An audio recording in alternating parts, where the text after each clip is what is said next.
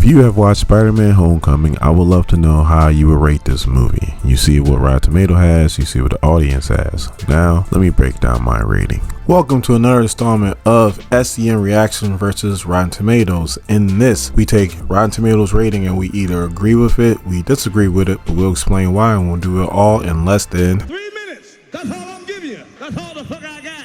Because we know you got things to do. So right off the bat, this movie just got me hyped when I first watched it. I mean, it starts off, this is probably the best Marvel opening ever, where they have the MCU opening, but they incorporate the Amazing Spider-Man song into it. I mean, it's fantastic. I would play it, but I'd probably copyright it. You know what? I'm gonna play it. If I copyright it, I blame you. If you don't see it, then I edit it out. So I like the fact how they didn't waste the first 20 to 30 minutes of this movie trying to give you an origin story. I mean, we all know Spider-Man's origin story. Got bit by a spider. He finds out from his Uncle Ben dying that with great power comes great responsibility. We know that. And Marvel's like, we don't need to waste time with that. Plus, the first two franchises you guys did, you did it. So why should we have to do it? I'm not gonna lie. At first, when I saw Iron Man was in this, I'm like, oh god, he's gonna take over this movie like he took over Civil War.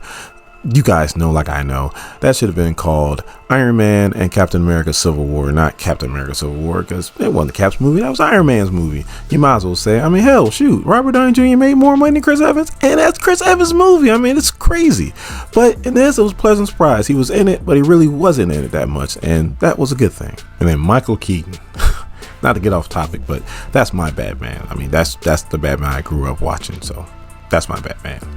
But he played a great villain. The Vulture is a great villain, and I mean, he played this to a T, and he has a story. Like if any one of us was doing what he was doing, and then the government and Tony Stark just come in and steal what he wants, I mean, you guys would do the same thing. I know I would do the same thing. I would definitely do the same thing.